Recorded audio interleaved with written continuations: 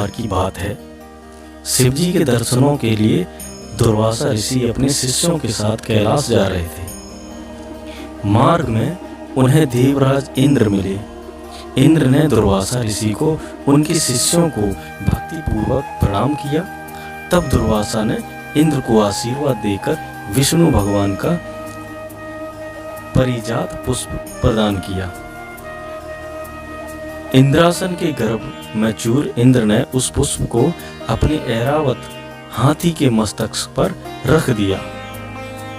उस पुष्प का स्पर्श होते ही ऐरावत सहसा विष्णु भगवान के समान तेजस्वी हो गया।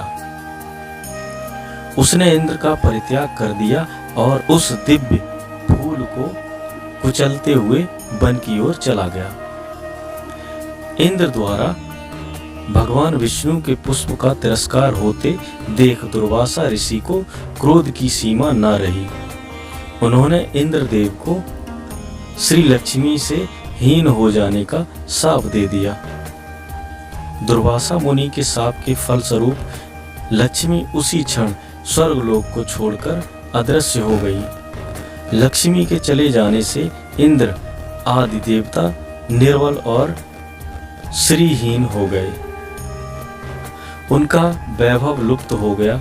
इंद्र को बलहीन जानकर दैत्यों ने स्वर्ग पर आक्रमण कर दिया और देवगणों को पराजित करके स्वर्ग के राज्य पर अपनी परचम लहरा दिया। तब इंद्र देवगुरु बृहस्पति और अन्य देवताओं के पास ब्रह्मा जी की सभा में उपस्थित हुए। तब ब्रह्मा जी बोले, देवेंद्र, भगवान विष्णु के भोग रूपी पुष्प का अपमान करने के कारण रुष्ट होकर भगवती लक्ष्मी तुम्हारे पास से चली गई हैं। उन्हें पुनः प्राप्त करने के लिए तुम भगवान नारायण की कृपा दृष्टि प्राप्त करो। उनके आशीर्वाद से तुम्हें खोया हुआ वैभव पुनः मिल जाएगा। इस प्रकार ब्रह्मा जी ने इंद्र को आश्वस्त किया और उन्हें लेकर भगवान विष्णु की शरण में पहुंचे। वहां परम ब्रह्मा भगवान विष्णु भगवती लक्ष्मी के साथ विराजमान थे। देवगण भगवान विष्णु की स्तुति करते हुए बोले, भगवान आपके श्री चरणों में हमारा बारंबार प्रणाम। भगवान, हम सब जिस उद्देश्य से आपकी शरण में आए हैं, कृपया करके आप उसे पूरा कीजिए।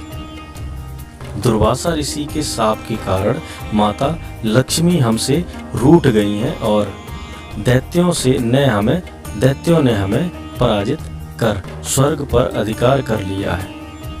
अब हम आपकी शरण में हैं, हमारी रक्षा कीजिए। भगवान विष्णु त्रिकालदर्शी हैं। वे पल भर में ही देवताओं के मन की बात जान गए। तब वे देवगणों से बोले, देवगण, मेरी बात ध्यान पूर्वक सुने, क्योंकि केवल यही तुम्हारे कल्याण का उपाय है।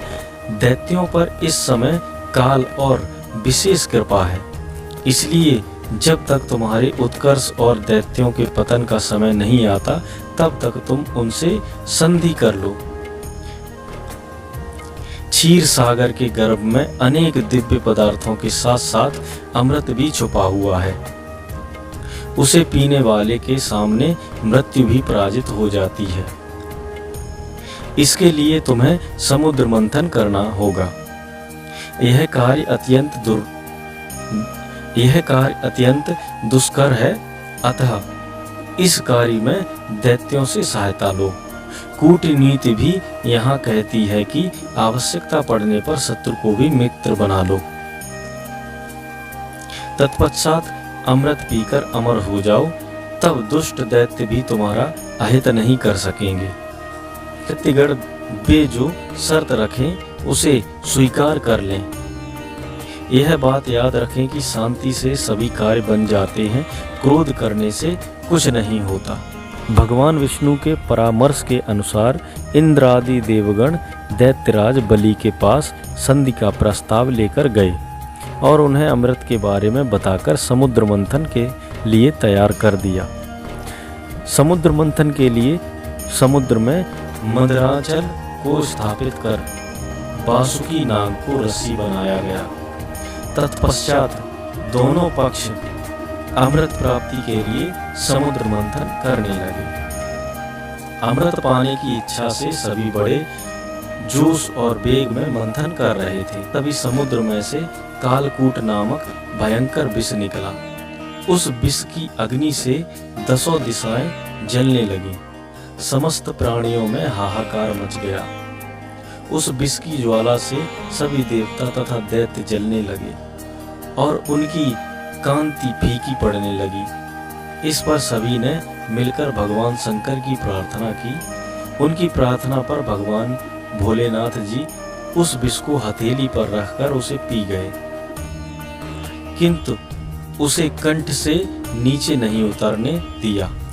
उस कालकूट विष के प्रभाव से शिव जी का कंठ नीला पड़ गया, इसलिए महादेव जी को नीलकंठ कहते हैं।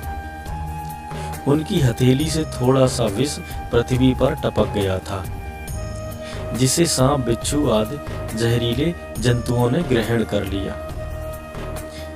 विष को शंकर भगवान के द्वारा पान कर लेने के पश्चात फिर से समुद्र मंथन हुआ। दूसरा रत्न कामधेनु गाय निकली, जिसे ऋषियों ने रख लिया। फिर उच्चैश्रवा घोड़ा निकला, जिसे दैत्यराज बलि ने रख लिया। इसके बाद ऐरावत हाथी निकला, जिसे देवराज इंद्र ने ग्रहण कर लिया। ऐरावत के पश्चात कौस्तुभमणि समुद्र से निकली, उसे विष्णु भगवान ने रख लिया। फिर कल्पद्रुम निकला और रंभा नामक अप्सरा निकली। इन दोनों को देवलोक में रख दिया गया। आगे फिर समुद्र को मथने से लक्ष्मी जी निकली। लक्ष्मी जी ने स्वयं ही भगवान विष्णु को वर लिया।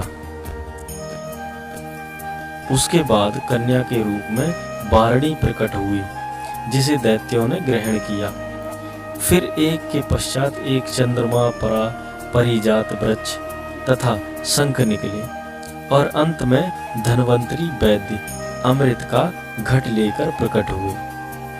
आज उनकी कृपा से, वैद्य भगवान धन्वंतरी की कृपा से आज हम आपके समक्ष एजे आयुर्वेदा पे सारे नुस्खे वो हम आपको बताते हैं। उनकी कृपा से ही सब कुछ चल रहा है। आयुर्वेद उन्हीं की कृपा से चल रहा है। तो दोस्तों, ये तो थी समुद्र मंथन की कहानी। धन्वंतरी भगवान निकले। तो कैसा लगा ये हमारा वीडियो दोस्तों? अच्छा लगा हो तो इसको लाइक करना, शेयर करना और हमारे चैनल को सब्सक्राइब कर लेना। धन्यवाद।